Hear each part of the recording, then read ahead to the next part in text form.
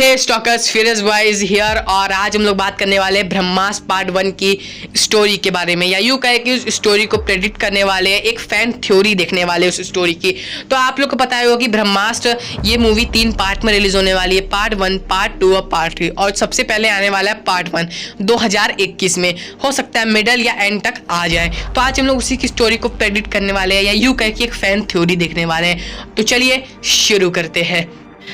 तो इस fan theory के हिसाब से हमें शुरुआत में ऋषि का रोल प्ले करते हुए अमिताभ बच्चन जी दिखेंगे, जिन्हें ब्रह्मास्त्र का पहला टुकड़ा मिल जाता है। और फिर वो ये तय कर लेते हैं कि इस टुकड़े का रक्षक, या यूं कहे इस पूरे इन तीनों टुकड़ों से बने उस ब्रह्मास्त्र के रक्षकों को उनकी ये जिम्मेदारी सौंपनी चाहिए। इसलिए वो उनकी शक्तियों को उजागर करने के लिए एक प्लान बनाते हैं और वो उन्हें छल से कंपटीशन का एक दांव पे छल के उन्हें बनारस बुला लेते हैं, जिनमें हमें रणवीर कपूर और आलिया भट्ट भी देखने को मिलेंगे। ये दोनों वो रक्षक है जो इस ब्रह्मास्त्र की रक्षा करेंगे एक विलन से, और इस विलन का कैरेक्टर प्ले किया मौनी रॉय ने। तो अब बात करते हैं हम लोग रणवीर कपूर और आलिया भट्ट की, जिनको अभी अपनी शक्तियों के बारे में कुछ नहीं पता। उनके अंदर शक्तियां तो है लेकिन अभी तक बाहर आई नहीं है, क्योंकि जब वो ब्रह्मास्त्र के किसी भी टुकड़े को छुएंगे तब उनकी शक्तियां आ जाएगी।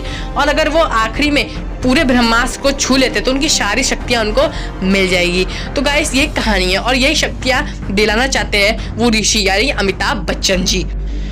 और इस कहानी में नागार्जुन सर भी है, जो एक वैज्ञानिक का कैरेक्टर प्ले कर रहे हैं, जिनको ब्रह्मास्त्र के बारे में सब कुछ पता है। उनको ये भी पता है कि बनारस में ही 2 ब्रह्मास्त्र के टुकड़े हैं, जिनमें से एक टुकड़ा तो शायद किसी को मिल गया, उन्हें इस बात की पता है, लेकिन उनको ये नहीं पता ये किसको मिला है। उनको लगता है कि ये एक विलन को मिला है, यानी कि मौनी रॉय जी को मिला है, जो इस मूवी में विलन का कैरेक्टर प्ले कर रही है।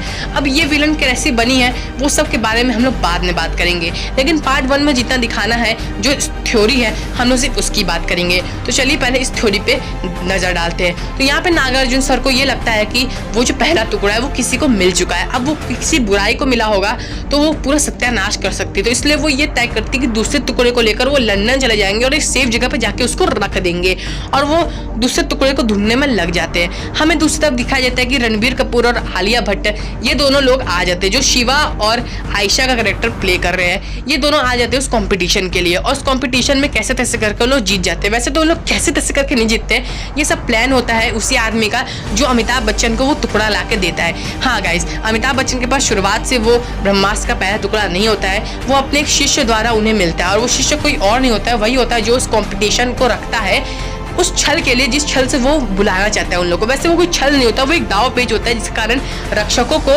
उनकी शक्तियां मिल पाए, उनकी जिम्मेदारियां मिल पाए। और फिर वहां पे उन लोग की मुलाकात होती है अमिताभ बच्चन जी से, और अमिताभ बच्चन जी उनको सब कुछ बता देते हैं कि वो ये रक्षक है, वो इसके रक्षक है इस पूरे अस्त्र के।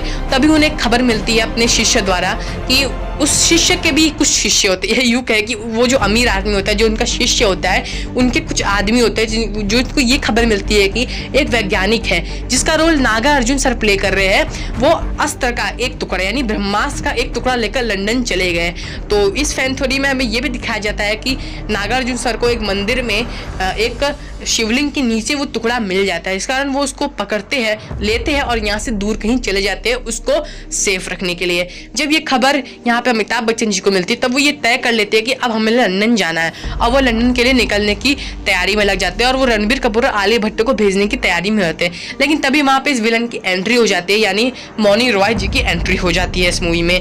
और फिर वहाँ पे एक बहुत ही भयंकर फाइट होती है, जिसमें रणबीर कपूर और आलिया भट्ट को उनकी शक्ति मिल जाती है, उनकी जिम्मेदारी मिल जाती है, और वो हराने में सफल रहते हैं उस विलन को, उस मौनी रॉय को। लेकिन मौनी रॉय का अंत ऐसे नहीं हो सकता है, और वो वहां से चली जाती है वो अस्त्र लेके। जिसके बाद रणबीर कपूर उनसे पूछते हैं कि क्यों इस अस्त्र के इतनी लड़ाइयाँ हो रही है। उन्हें शक्ति तो मिल जाती है लेकिन वो असल कहानी पता नहीं चलती है। जिसके बाद वो अमिताभ बच्चन उन्हें बोलते हैं कि मुझे सिर्फ तुम्हें उतनी कहानी बतानी है जितनी तुम्हें फिलहाल के लिए जाननी चाहिए। और गाइस, ये बस पार्ट 1 में जितनी कहानी दिखाना जाने वाली है, मैं सिर्फ उतनी कहानी आपको बताने वाला हूँ कि आपकी क्यूरियोसिटी बढ़ी रहे अगले पार्ट के लिए।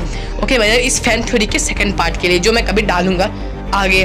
तो वो फैन थ्योरी में वो इतना बताते हैं कि एक नामदेव नाम के एक देव थे जिनकी 2 बेटियां थी, और वो बहुत ही ज़्यादा सुंदर थी, जिनका नाम उन्होंने गंगा और सरस्वती इन 2 नदियों पे रखा था। वो दोनों इतनी ज़्यादा खूबसूरत थी कि वो परियों से भी ज़्यादा खूबसूरत थी। उनका नृत्य देखने के लिए बड़े बड़े देवता आया करते थे, और उन्हीं दोनों लड़कियों को एक ही लड़के से प्रेम हो गया था जिसका नाम था कंठदेव। और यहाँ पर कंठदेव का कैरेक्टर रणबीर कपूर प्ले कर रहे हैं, क्योंकि रणबीर कपूर का एक पुनर्जन्म हुआ है। पुनर्जन्म क्यों हुआ है? जब ये बात रणबीर कपूर पूछते हैं तब वो ये कहते हैं अमिताभ बच्चन जी कि तुम्हारी मृत्यु हो गई थी और तुम्हें एक बुरी शक्ति को हराना था, लेकिन तुम हरा नहीं पाए और तुम्हारे ही अस्त्र द्वारा तुम्हारी मृत्यु हो गई।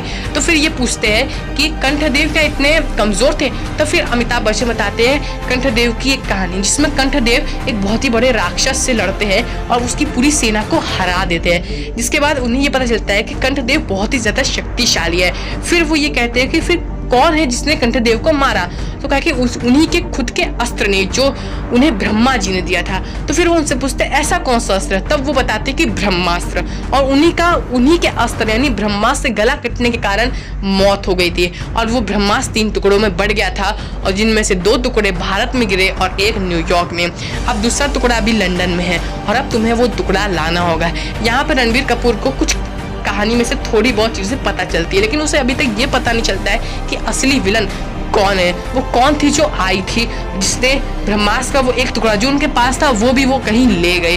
तो गाइस यही पे हमारा पार्ट 1 यानी ब्रह्मास्त्र का पार्ट 1 खत्म हो जाता है एक नई क्यूरियोसिटी के साथ कि वो विलन कौन है। और जो कहानी अमिताभ बच्चन जी ने बताई उस कहानी की असलियत क्या है, क्योंकि वो कहानी अधूरी है गाइस, पूरी की पूरी कहानी अधूरी है। लेकिन ब्रह्मास्त्र पार्ट 1 में हमें जितनी कहानी दिखाई थी सिर्फ उतनी कहानी इस थ्योरी द्वारा बताई गई है। तो गाइस ये थी ब्रह्मास्त्र पार्ट 1 की पहली फैन थ्योरी।